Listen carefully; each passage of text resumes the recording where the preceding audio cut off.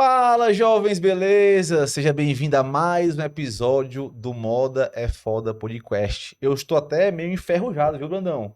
Esse rapaz aqui tirou férias, mas férias merecidas. Passamos 2 semanas sem gravar. Aí agora nós estamos voltando com uma convidada hoje muito especial, inclusive de uma pauta que vocês pediram muito pra gente, né? Várias sugestões sobre consultoria de imagem. Nós vamos entender hoje um pouquinho a diferença de consultoria de imagem, estratégia, coach, que são profissionais diferentes, né? Já entendi que colorimetria quase não sai. Colorimetria. Tá certo. Colorimetria é um serviço, viu, galera? Eu sei que tem muita gente hoje oferecendo esse serviço como uma profissão, mas ele faz parte desse projeto. Não vou antecipar a discussão aqui, tá? Mas a gente estava conversando um pouquinho sobre isso, tá? E sem mais delongas, Will, quem está conosco hoje, cara? Hoje temos aqui um especialista em elegância contemporânea. Já há Exatamente. 11 anos no Tu mercado. gosta, né, cara, desse termo, né, cara? Ela Ó, gosta elegância demais. e sofisticação, cara. Pronto, você pega o Will, viu? É isso aí. Ela já tem 11 anos de mercado, pioneira no Ceará, ela é estrategista de imagem, coloração pessoal, influencer, já trabalhou aí com impactou mais de 2.500 mulheres, né? Exatamente. Seja bem-vinda, Lu Carvalho. Obrigada, gente. Um prazer estar aqui com vocês, compartilhando um pouquinho do que eu sei, né? Os meus conhecimentos. Show de bola. Eu já queria dar uma pedrada, viu, Brandão? Que ela bate fora do preto, né, cara? Eu acho que a gente meio que provocou ela com esse traje de hoje, viu? Tem uma frase que, inclusive, ela é pauta aqui até do teu Insta, né? Deixa eu pegar aqui, ó. Cadê? Preto não é neutro. Aqui, ó. E Preto- não combina com tudo. Aqui, ó. Preto não é a cor mais neutra e não combina com tudo. Então, assim, receba, viu, Will? Acho que a gente tá totalmente alinhado hoje com... Com a pauta. Total, né? com pauta. Mas, Lu, explica qual é a tua provocação com essa frase e o que é que tem por trás dela. É porque é o seguinte, durante muito tempo, as mulheres ficaram aprisionadas, eu acho que ainda estão, né, bastante, nessa história do pretinho básico. Ah, eu não sei o que usar, então eu vou usar um vestido preto que tá tudo certo. Então eu vou toda de preto que tá tudo certo. Não é que tá errado, realmente o all black, né, o tudo preto, vai estar correto. Mas o preto não é neutro, ele é básico e existe uma diferença entre isso.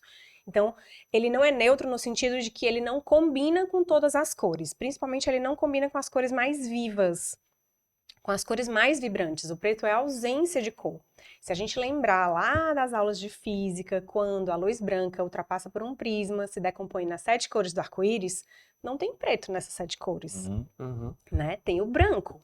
E aí o branco harmoniza melhor com as cores vivas do que o preto. O preto é a ausência de cor, a ausência de luz. E por isso ele combina melhor com as cores acromáticas, que são aquelas que não estão no espectro. A gente fecha Do agora o arco-íris. episódio e vai pra casa, como é que a gente faz, cara? Eu estou me sentindo um cara ausente hoje, viu, cara, de cor de vibração. Mas olha, para a nossa, viu, William, para a nossa alegria aqui, certo, cara, fazer uma pequena adentro na foto final que tu faz com a convidada, é bom que enaltece as cores dela também, tá? Então, Agora, assim, Lu, brincadeiras à parte, assim, por que você acha que as mulheres entraram nessa, assim, né? Tipo, porque assim, eu tenho, por exemplo, minha esposa gosta muito de preto, por exemplo, né? Ela não é a única cor que ela usa, mas ela gosta bastante. O que é? Porque é mais fácil escolher? Por que no contraponto que você falou, né? Por que as pessoas pensam que o preto, ele tem tanto esse poder, vamos dizer assim? ele é mais fácil de escolher porque ele é um básico, né? Então, tudo que é mais básico, como o preto, o branco, acaba se tornando mais fácil. E aí também criou-se o mito de que o preto emagrece. Mas não é só o preto que emagrece, é qualquer cor escura, qualquer cor sem brilho, qualquer tecido sem textura, qualquer tecido sem babado. Então, eu faço um desafio. Se você colocar um vestido preto todo balonê, com babados, com manga bufante e tal, e colocar um tubinho branco, em qual dos dois você vai ficar mais magra? Com certeza no tubinho branco. Não é só a cor, é a modelagem, as linhas, as formas, impactam bastante também. A Lu falou do branco aqui, mas como contraponto, eu me lembrei de uma história que o branco, ele faz referência às altas classes, né? Parece que a cor branca, porque eram as pessoas que conseguiam se manter o dia inteiro sem se sujar. E tinha uma coisa, né, Tem Lu? uma referência, o branco ele tem bastante referência à elegância por conta disso, né? Tem um episódio, inclusive, divertido, né, de Sex and the City, que a Carrie fala que eu não sou uma dessas mulheres que vai almoçar de branco e sai impecável, né? Eu me mancharia toda. E é isso, é realmente a pessoa que tá toda de branco, ela tem que ser muito classuda, muito elegante, ter muito controle dos seus movimentos, porque senão ela termina o dia toda, né, toda suja, toda melacada mesmo. Cara, e assim, puxando esse gancho, ele puxa um pouco também para mim uma visão sobre a questão das marcas, né? As marcas, elas, para poder acompanhar essa lance da tendência, das criações, as cores fazem parte também das estações ali Sim. né, de moda e tudo. Como é que a gente faz esse paralelo entre as cores da moda e a coloração pessoal? Como é que as marcas Certo. podem se apropriar ou se aproveitar desse link para trabalhar isso? Inclusive eu acho que tem um gap muito grande no mercado, né, que poucas marcas estão fazendo uso disso. Eu tenho conhecimento de pouquíssimas. A Lemon Basics, que é uma de básicos online, ela dividiu o site dela, tem uma aba lá que você pode comprar por estação da coloração pessoal. Então, se você é um verão, ele vai listar lá quais são as cores que ele tem do verão. Se você for o inverno, ele vai dizer. Isso independente porque são duas coisas diferentes. Tem as 4 estações da coloração pessoal e temos as estações da moda, né? Então, quando lança a coleção primavera-verão e quando lança a coleção outono-inverno. Normalmente, no outono e inverno, a gente vai encontrar muitas cores escuras e muitas cores outonais. O que eu quero dizer com cores outonais? Imagina aí uma árvore no outono. Ela vai ter aqueles tons de marrom, noz moscada, mostarda, vermelho tomate, laranja, né? Então a gente vai ter essas tonalidades. Normalmente é isso que a gente encontra no inverno, no outono e inverno da moda. E quando a gente está falando de primavera-verão, normalmente a gente encontra cores muito vivas, que tem a ver com a estação da primavera, mas que não tem a ver com a colorimetria do verão, por exemplo, né? Então, o que a moda pode fazer? O que as marcas podem fazer? Primeiro, se informar sobre coloração pessoal, né? Entender pelo menos as 4 básicas, né? Primavera, verão, outono e inverno, o que significa cada uma delas, e ofertar pelo menos uma cor de cada paleta para contemplar os diferentes tipos de pele, né? Porque a gente tem peles que são frias e suaves, como o verão, por exemplo, e frias e intensas, como o inverno. E aí eu vou ter quentes e intensas, como a primavera, e quentes e opacas, como o outono. Essas pessoas não ficam bem com as mesmas cores, né? Por isso que já colocando outro tema aqui, é uma tortura esse negócio de madrinha de casamento que tem que seguir paleta determinada pela noiva. Ixi. Eu casei em dezembro do ano passado, cara.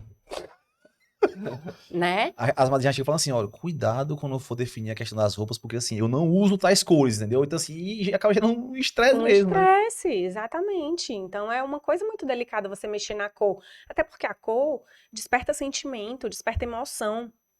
Cor é um fenômeno, né, psíquico e emocional. Então, tem o simbolismo da cor, a psicologia das cores. Então, quando você escolhe uma cor, você está escolhendo todo o simbolismo daquela cor também, para você utilizar.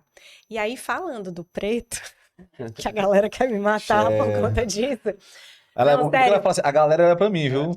Não, mas eu recebo. Tá. Eu vim, na verdade, assim, eu vim de preto hoje pra provocar, e ao mesmo tempo estar aberto também, porque, tipo assim, inclusive a Lídia, né, minha sócia, ela disse que me dá de presente uma assessoria, porque ela quer que eu saia desse mood, né? Até porque a gente trabalha com moda, então ela isso não fica preso só nisso, não, pra não ficar só basicão também, né? E tem alguns eventos, tava discutindo hoje, Eves, qual é a roupa que a gente vai usar no lançamento da Lélia? Eu falei, tu já sabe, tu tá me vendo com ela. Eu ando assim, eu vou correr, a única coisa que vai vestir o jeans aqui, eu boto uma bermuda de corrida, acabou-se. É preta, obviamente preta, né? Mas pro homem realmente é muito mais fácil, né? Mas, enfim, falando da história lá da energia do preto. Foi uma amiga que me mandou um link se eu não me engano, foi um trecho de um podcast também, no Spotify, e um líder lá hindu, espiritual, estava falando sobre a energia do preto. E falando que você não deveria usar preto em um funeral, por exemplo, porque lá era um momento muito pesado, um momento de despedida e tal, e o preto, ele absorve, né? Eu já me falo sobre isso também. né? O preto absorve. E quando você for em um ambiente em que você não sabe como é que vai ser a energia do local, se vai ser boa ou se vai ser ruim, vá de branco. Porque o branco reflete todas as cores, né? E todas as coisas. Então, ele vai refletir todas as energias. Se vai refletir junto às boas também, mas pelo menos nada vai pegar em você. E o preto vai absorver tudo. E aí ele estava falando que talvez por isso anda tanta gente muito deprimida, muito triste, muito estressada, muito ansiosa, porque nunca se usou tanto preto como agora. Não sei se faz sentido.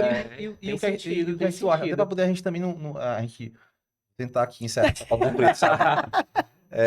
Tentar Por que defender que- o pretinho, não, né? defender não, assim, mas por que é que tu acha que aconteceu esse fenômeno, né? Porque, por exemplo, Coco Chanel. eu sei que você tá falando eu sei que você tá falando muito voltado para as mulheres, né? Mas, por Sim. exemplo, pros homens, eu acho que Steve Jobs começou esse movimento, Steve né? Jobs. E tem com muito a certeza.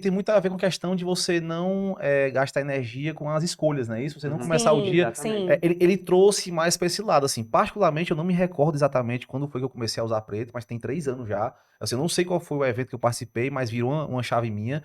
E, assim, é muito louco isso, porque quando a Lídia, minha sócia, fez a provocação sobre parar de usar preto, é muito difícil hoje, eu que me visto literalmente assim, como você tá me vendo, todos os dias, sair desse mood, né? Porque, tipo assim, meu guarda-roupa hoje é isso. Eu tenho umas 40, 50 blusas pretas, eu vou só trocando. Elas vão envelhecendo, eu vou trocando, sabe? Então, assim, então são 2 perguntas, na verdade, né? O que você acha desse movimento ali iniciado pelo Steve Jobs, né? Enfim, o que você pensa a respeito disso? E como, no caso, eu, né, que tô nesse drive aí, saio dele, né? Qual os passos que eu posso dar nesse sentido? O Steve Jobs, ele fez essa escolha para tomar uma decisão a menos no dia dele, que eu imagino que ele tinha que tomar 333 mil decisões, e aí ele disse assim, eu vou vestir tudo preto, sempre calça jeans, não era qualquer camiseta preta, né? Era uma Sim. Hugo Boss, não era qualquer cachemir preto, era um, né? Aliás, não era qualquer suéter, era cachemir, e aí vai. Mas ele trouxe também o minimalismo, que tem muito a ver com a tecnologia que ele vendia, né? Que tem muito a ver com a Apple. E muitos executivos pegaram esse gancho aí e se espelharam nele, porque esse foi um dos pequenos modelos, vamos dizer assim, que ele deixou. Mas Aí viralizou, e aí as pessoas, viralizou às e vezes, aí as pessoas... sem entender, né? Acaba que vai adotando e eu fundo essa. Tu me lembrou um caso aqui também, cara, muito interessante, que depois que a reserva fez a fusão com o Grupo Arezzo, Sim. né, a gente começou a ver também o Alexandre Birman muito ao lado. O Alexandre Birman e o Rony sempre aparecendo juntos, né? E o Rony também ele usa muito preto, né? Ele tem essa característica de usar preto. E o Alexandre Birman, ele já é ao contrário, ele usa muito branco. Ele usa muito E aí eu branco. vi uma matéria dizendo que era como se ele fosse o Rony. Contraponto, O sim. Rony é o que tem aquela imagem do preto. E o Alexandre Birman é o homem da camisa branca, ou seja, é a camisa A camisa branca. branca, entendeu? Exatamente. Tem simbolismo sobre a estrutura da roupa também, Lu? As linhas e as formas têm simbolismo, que inclusive estão na parte mais instintiva do nosso cérebro, no cérebro reptiliano, né, onde a gente capta as imagens e elas vão, antes mesmo de serem processadas, não sei também se vocês lembram aí, quando a gente vê as imagens pela primeira vez, a gente não tem nenhuma lembrança disso, mas a gente foi estudado que a gente vê de forma invertida e que depois que vai pro lóbulo é que ela Faz a girada, conversão, né? né? Que faz girada e a gente vê do jeito que a gente está vendo aqui.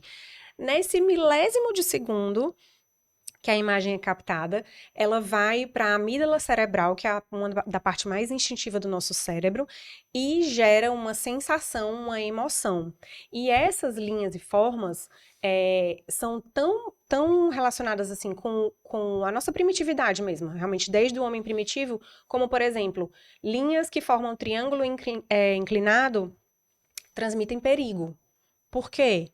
Porque talvez o homem das cavernas foi lá e nos matos e foi picado por uma cobra, e quando ele percebeu, a cabeça da cobra parece um triângulo. E aí aquilo ficou lá registrado e foi passando pra gente no nosso DNA durante séculos, né?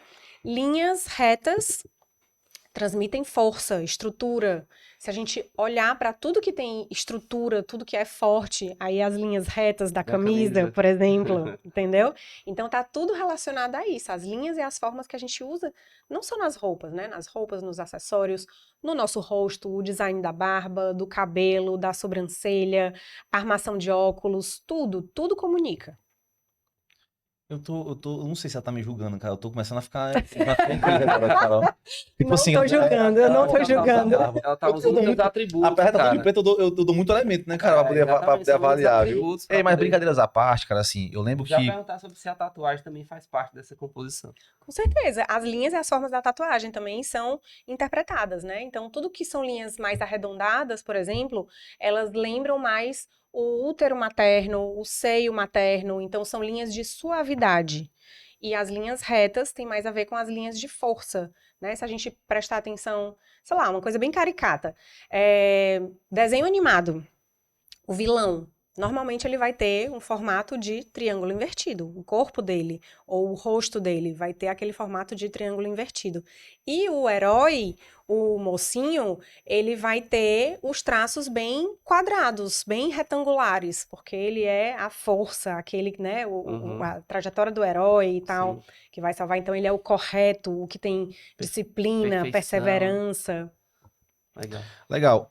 Quando eu tô falando, né? Eu não sei que momento foi essa virada da minha forma de vestir, mas eu lembro que mexeu muito comigo, né? A questão da relação da imagem com o posicionamento, com o que a gente comunica, né? Sim. Eu sei que a gente já falou bastante do preto, mas o preto ele acabou sendo associado à performance. Às vezes é uma pessoa que ela não quer, ela Ao tem um pouco de luxo. desapego também, né? Tipo assim, não quer ser extravagante, né? Uhum. O Will tava falando sobre a questão estética, você falou o termo de elegância, não foi isso? Sim. Então, assim, acho que às vezes, mesmo que eu tô falando pelo masculino agora, né? Trouxe um pouco disso em relação ao mercado. Então, assim, eu andava meu Augustinho, sabe? Apesar de trabalhar com moda, eu andava misturava as estampas, tava nem aí. Então, assim, esse passo que eu dei no sentido, não, peraí, cara, preciso me reposicionar para poder revisar a imagem que eu tô passando. Uhum. Eu acabei indo nesse mood do preto porque tava hypado esse tema também, entendeu? E foi mais fácil, né? Então teve esse aspecto. E agora entrando nessa questão do profissional, que aí a gente brincou aqui no começo falando sobre colorimetria, acertei agora? Isso, acertou. Então, assim, falando um pouquinho desse profissional, essa foi uma outra hypada, né, da colorimetria, que deu Sim. uma outra guinada no segmento. Explica pra Exatamente. gente, até também, agora já tentando um olhar das marcas também, né, entender qual é o papel desse profissional, né, assim, eu já estava falando aqui, né, personal stylist, consultor de estilo, consultor de imagem, coach, e você que é estrategista de imagem. Qual é a diferença de cada segmento desse e aonde a colorimetria ela entra? Já que tem Certo. gente oferecendo esse serviço como um trabalho, entendeu? Isso.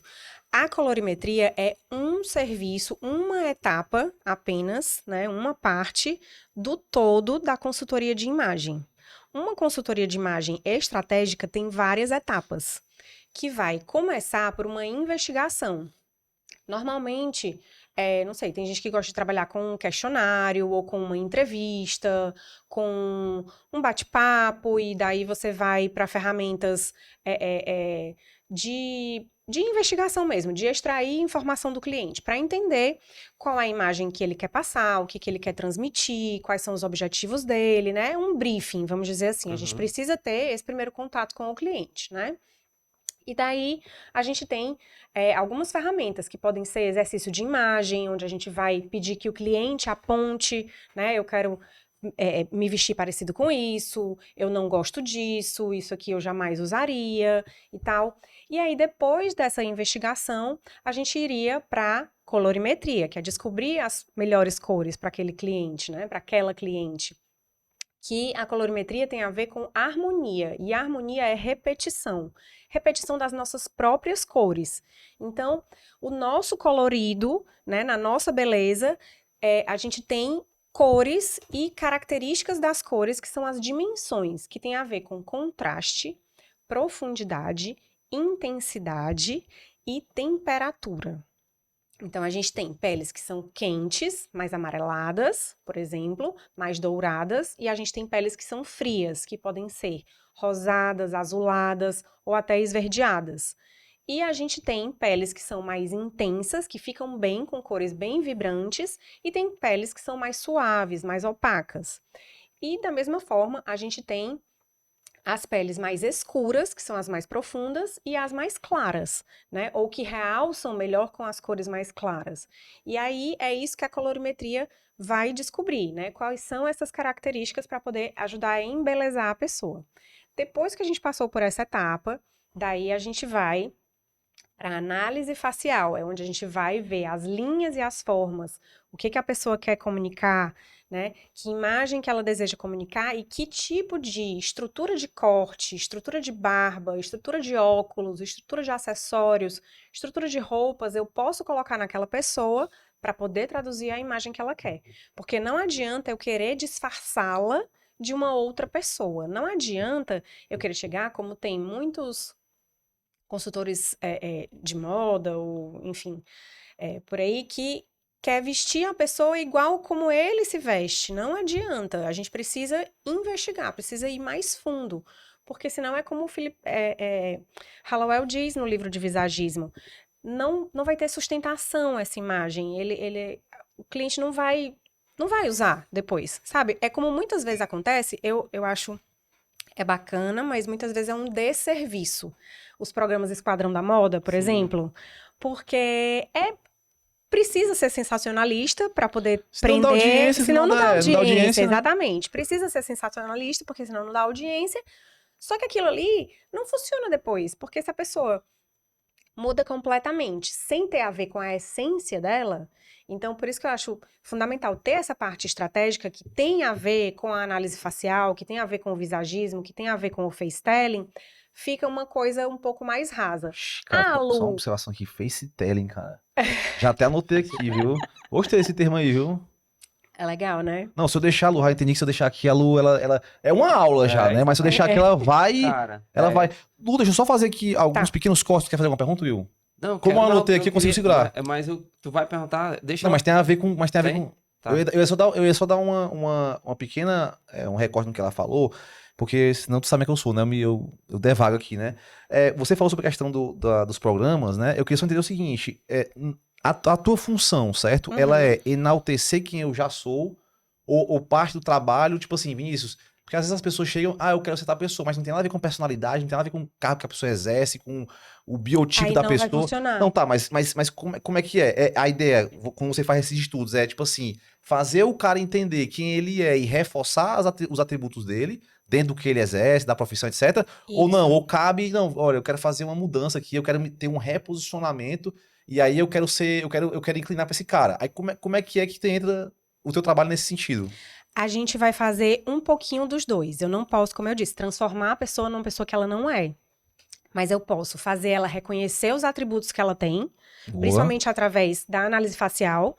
A análise facial traduz muito como é a personalidade da pessoa. E aí, quando a gente fala o que os atributos, né, revelam, a pessoa muitas vezes se assusta e fala assim: você conseguiu saber tudo isso só tirando as medidas no meu rosto, olhando o meu rosto, olhando meus traços, não sei o quê? Não sou eu, né? É os livros que eu estudei, na verdade. Mas a gente entende dos traços de personalidade e aí, baseado nas linhas e formas que o rosto tem, a gente consegue traduzir ou adaptar as linhas e formas das roupas também, junto com as cores que vão transmitir mensagens. Então, eu posso pegar a essência e fazer um upgrade. Sim. Mas eu não posso simplesmente transformar em outra pessoa, né? Eu preciso partir daquela essência. E isso que você está falando aí, dessa surpresa de alguns clientes que você relatou aí, acontece pela autoimagem distorcida, né? Às vezes a pessoa ela tem uma autoimagem completamente... É que o coach fala muito sobre isso, né? Assim, ela tem uma autoimagem completamente distorcida com a realidade dela. Eu não vou aprofundar esse assunto não, mas eu acho que tem um pouco a ver com isso também. Então, quando você faz alguns exercícios de identificação, a pessoa às vezes tá lá, né? Ela que respondeu, né? Tá ali. Só que como ela tá com a imagem dela totalmente distorcida da realidade, ela não consegue se enxergar daquela forma. Sim. Muito do trabalho que vocês fazem, às vezes, tem um pouco a ver com isso.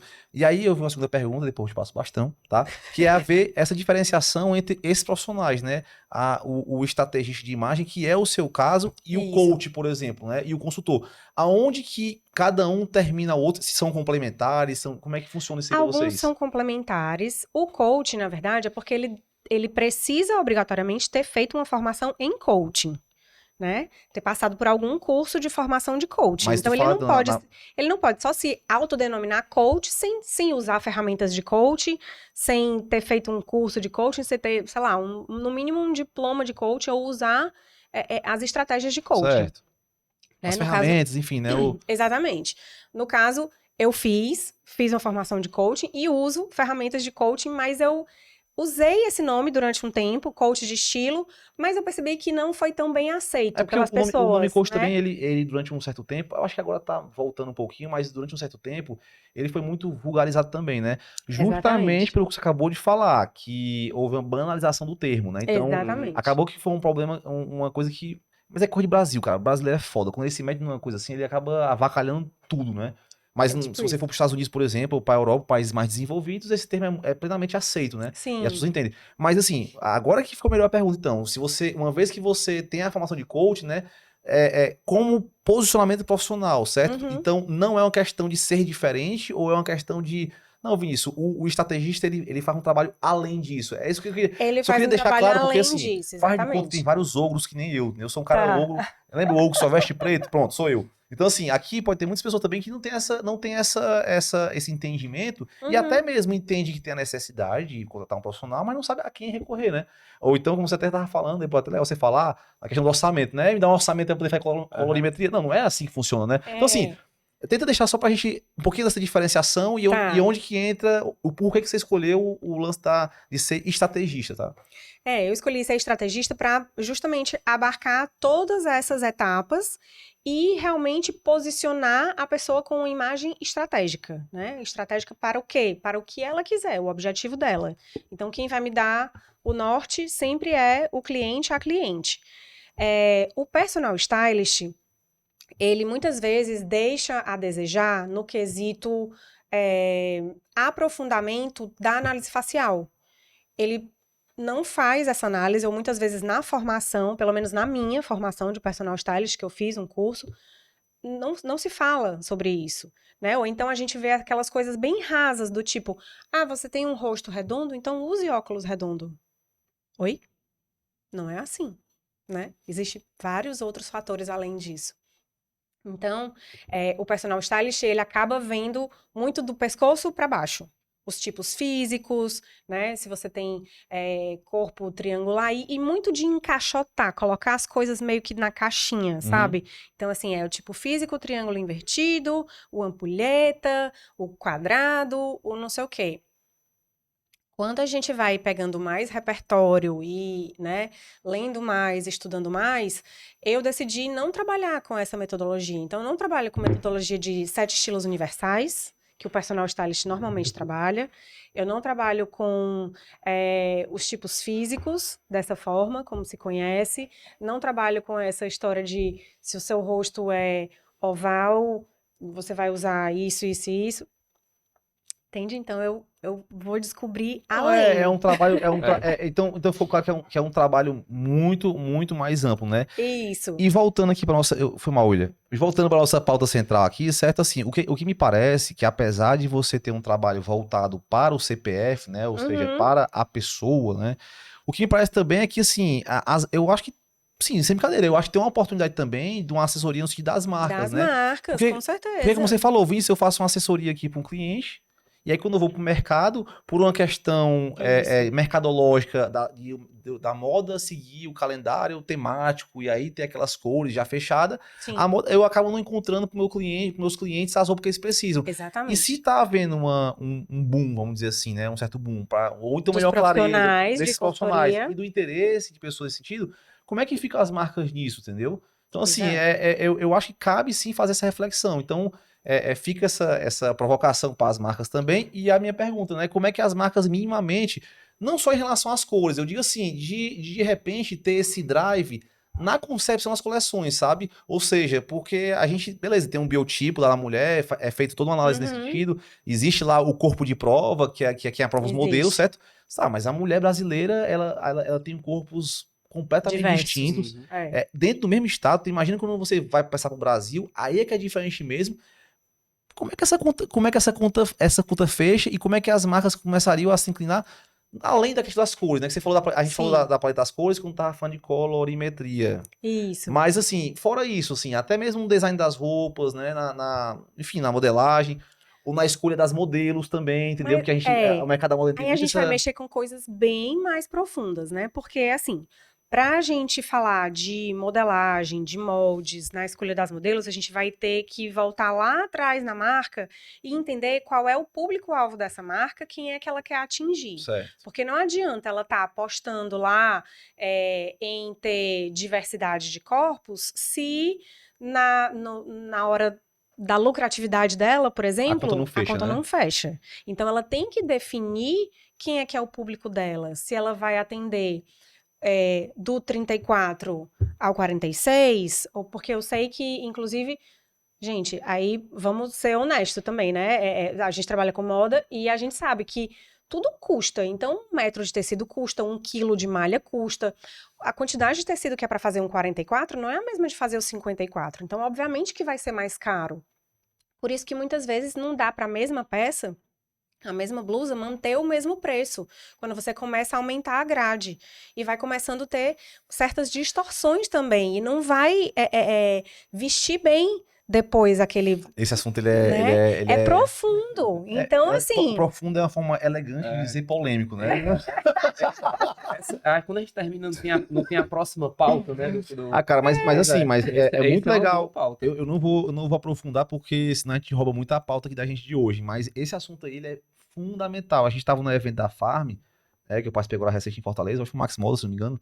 E aí perguntaram sobre a questão dos corpos, né? E aí fica naquela coisa, mas usa aí um kimono, usa umas peças mais amplas, mas não é assim que funciona, Não entendeu? é assim que Quando, na funciona. verdade, a gente devia dizer a verdade, ó, galera. É o seguinte, infelizmente, hoje a gente não consegue vestir todos os corpos porque a conta não fecha, entendeu? Então a gente tá repensando, a gente ainda não consegue, o que a gente consegue é isso. É muito melhor falar essa verdade do que dizer que atende todos os corpos e ficar nessa briga eterna de pegar um influenciador. Ou fazer como, por exemplo, a Catarina Mina, que abriu os custos. Cara, pois vamos abrir os custos. É o seguinte, para produzir uma peça do 34 a 44, eu consigo ter essa faixa de preço aqui. Do 44 até o 54, eu preciso ter essa outra faixa de preço, porque eu vou usar mais tantos metros de tecido ou tantos quilos de malha. É isso. A sociedade, ela precisa evoluir nessa discussão, cara. Precisa Precisa. entender que vai ser diferente. Mas, enfim, então a marca precisa definir quem é o público-alvo dela, né? E precisa entender quem é aquela mulher. Porque vai ter marcas que vão querer atender mulheres que vão gostar de vestir linhas mais retas, mais minimalistas, roupas mais simples. E já vai ter outras marcas que vão gostar de rebuscados, de bordados, de renda, de lese. Normalmente a gente não coexiste muito nesses dois universos. Uma marca, ela não dá pra ela ter um pouco de tudo. Não dá. Não dá. Ela tem que ter um DNA. Mas... E aí, com isso, ela já vai fazendo a seleção de clientes. A dificuldade que eu tenho, muitas vezes, de encontrar as peças, não é só pela pouca variação de design, porque a gente encontra muito do mesmo. É sempre o mesmo tipo de modelagem de blusa, o mesmo tipo de modelagem de saia, de calça, né? Não tem, é como se não tivesse inovação no design.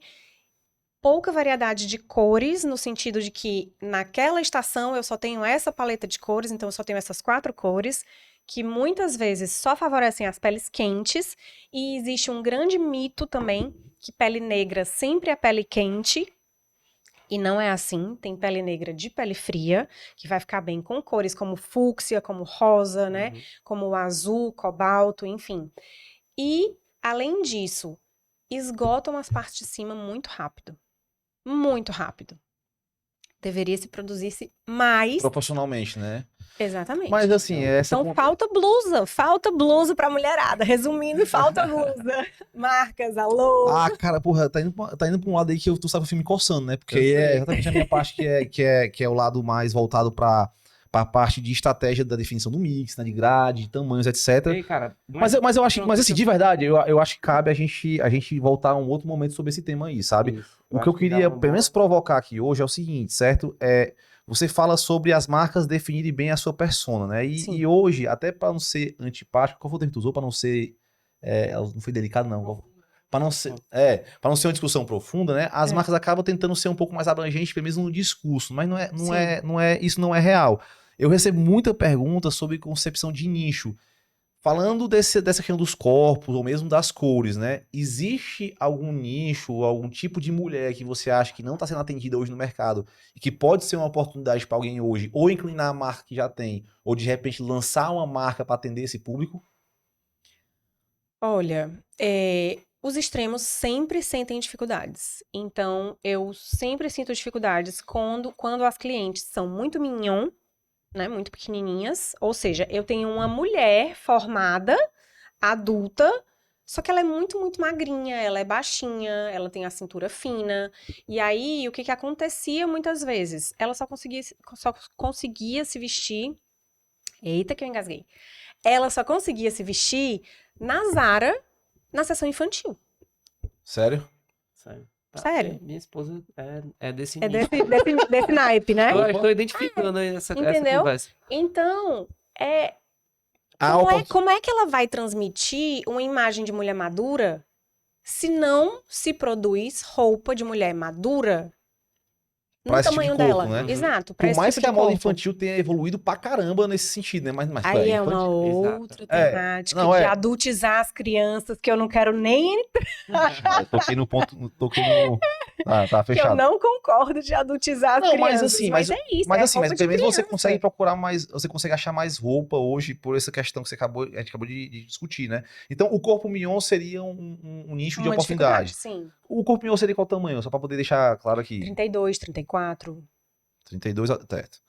36. E qual seria né? o outro extremo? E aí o plus.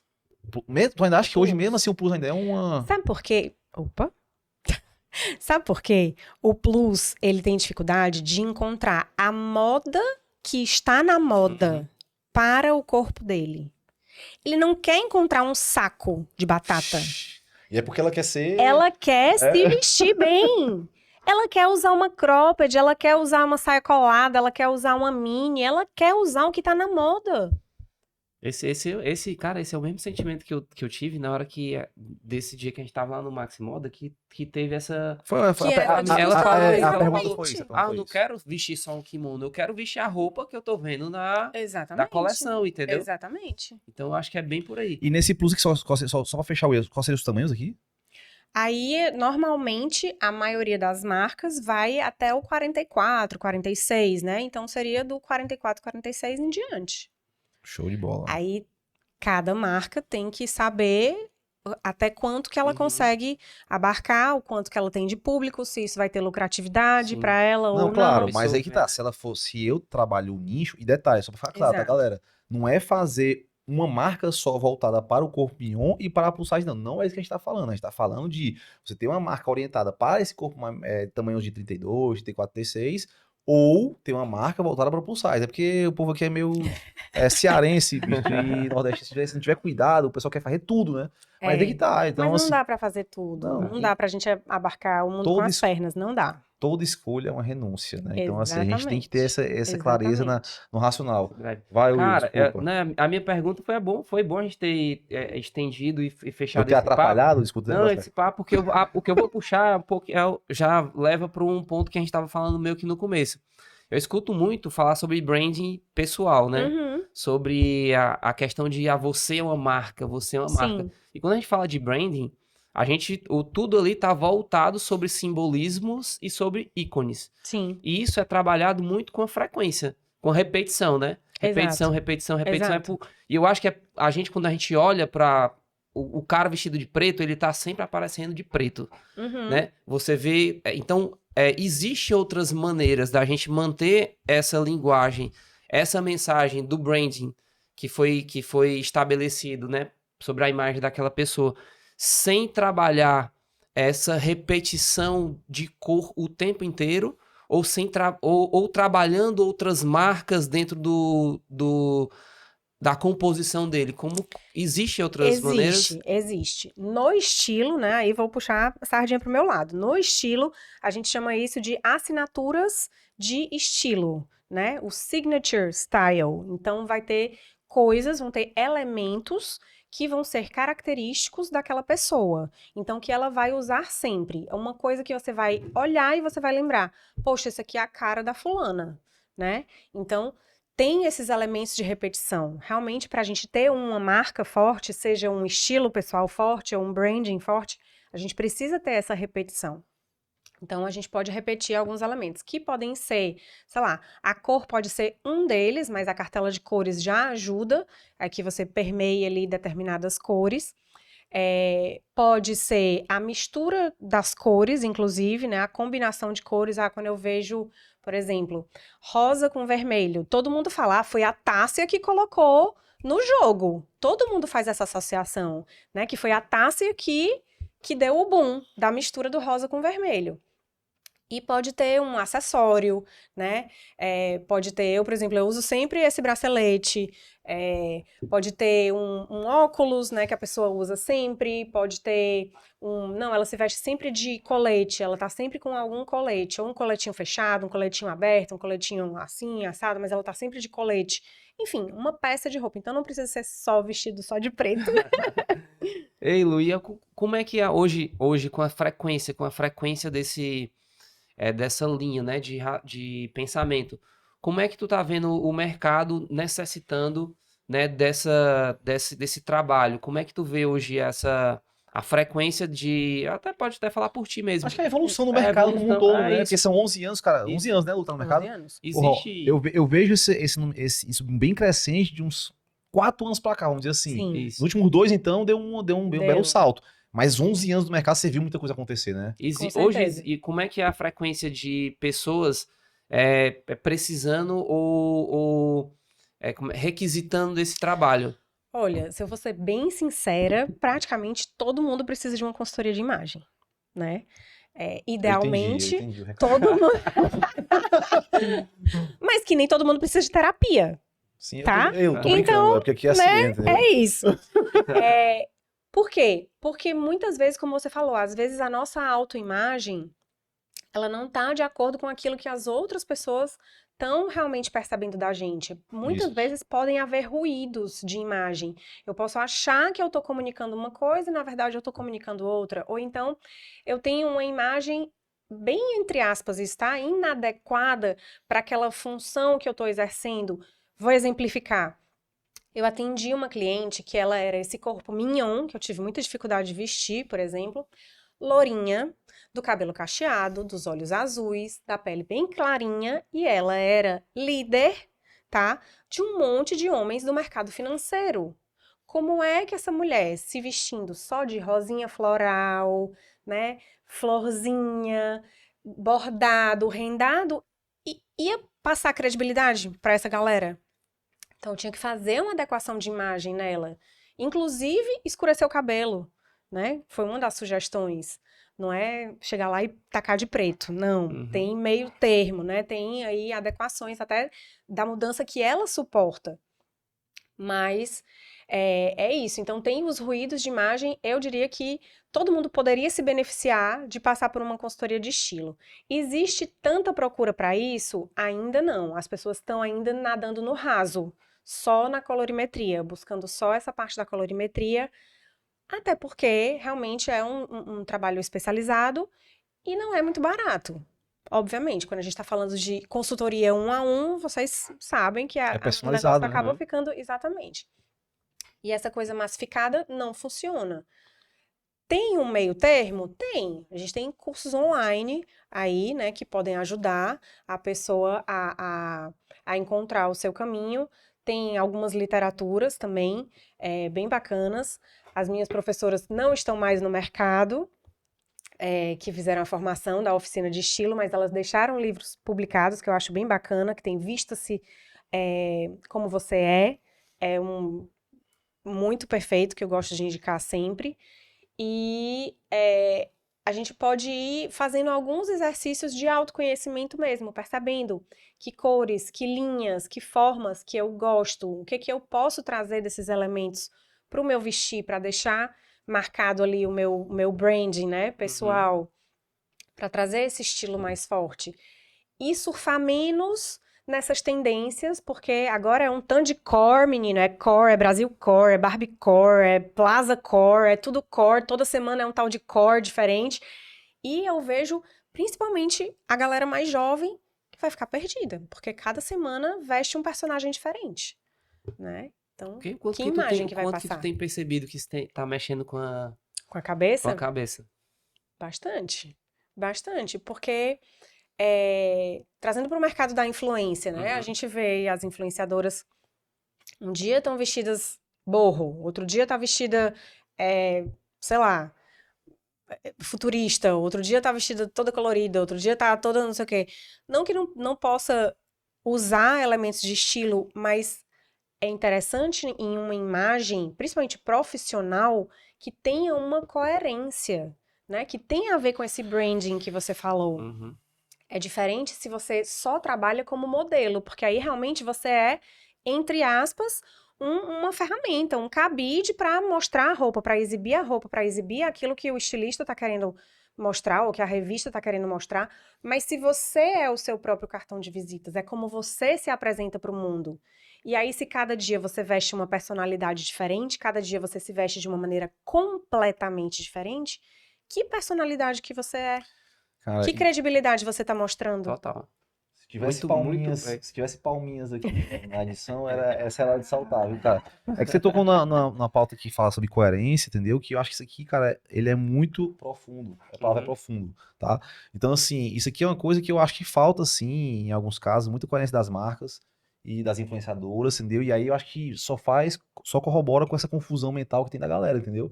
Porque aí é aquela história, né? Mas a minha coerência é eu estar na hype do momento, foda-se qual é a hype, porque eu tô aqui pra poder me adaptar, entendeu? Então, e a gente conversa muito internamente, né? Tem algumas marcas que elas até surfam bem numa estação do ano, e quando muda de estação, elas é como se fosse outra marca ali, entendeu? Porque elas não são elas não têm coerência com o ser, né? É. Isso. Elas são coerentes com o que está acontecendo. Uhum. E eu acredito que muitas marcas elas ficam pelo caminho, elas não conseguem construir relações longevas por causa disso, entendeu? Uhum. Tem que se posicionar. Tem que se posicionar. Hoje a gente se fala de posicionamento, aí só mete a pauta porra de política. Mas eu acho que toda marca tem que se posicionar. E se posicionar não Tem que ter o necessariamente. DNA da marca. Isso, né? e é isso. E se posicionar quando eu falo, não é levantar a bandeira. É exatamente você ter um DNA claro para que o cliente entenda. E você tendo isso claro, ele vai entender por acaso, realmente a gente não consegue ter o corpo mignon, ou a gente não consegue ter o corpo plus size, porque isso não tá no nosso core, no nosso DNA, né? Fica claro, quando você tem um discurso abrangente, de que fala todo mundo, é aí onde as marcas literalmente se perdem e há a incoerência do discurso versus o que as marcas fazem, né? Agora, entenda, eu não sou. Vamos lá, eu sou super a favor da diversidade de corpos, da gente ter essa representatividade totalmente. Na verdade, é uma luta, uma bandeira Sim. isso, porque justamente as minhas clientes dos extremos, né, elas sofrem bastante. Então, tanto as que são muito pequenininhas, como as que são plus size. A gente não encontra peças para elas. Mas eu entendo que, como marca, a gente precisa se posicionar e não dá para abarcar tudo. Então, ou eu vou ter uma linha específica, Sim. né, que vai ter um preço diferenciado, que vai ter outros tipos de roupa, com outros tipos de tecido, não sei. Tem que se encontrar uma forma? Tem que se encontrar uma forma. E a gente precisa de diversidade no mundo? Precisa, com certeza.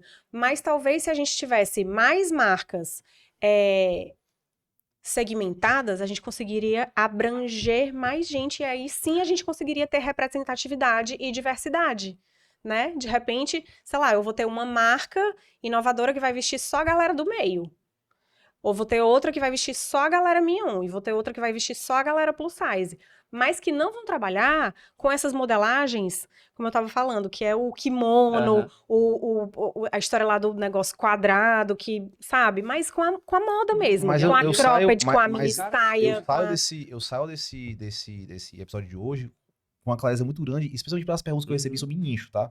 Cara, se você, certo, vai entrar no mercado para ser mais um, cara, em momento não, é muito melhor você de repente encontrar seu nicho e você vai ser líder naquele nicho que você criou, Exato. entendeu? E quando eu falo criar, a Lu falou muito bem aqui sobre dois grandes, né, nichos, cara, que estão aí e realmente precisam ser explorados, né? Precisam.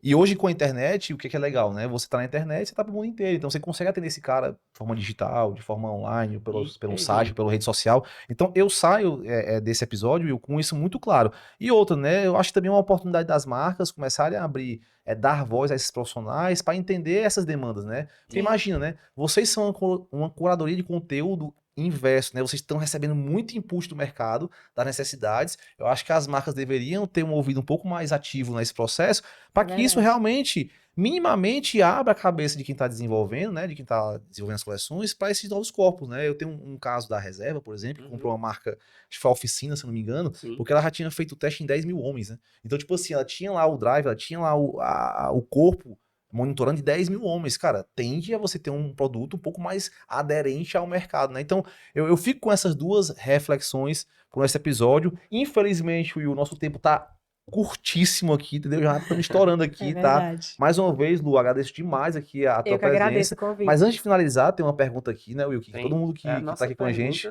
É a nossa pergunta que vai ser capa e pauta do nosso livro, né? Que vai ser lançado Opa! logo mais, né?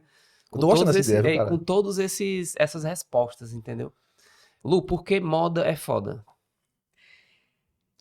Nossa, por várias questões.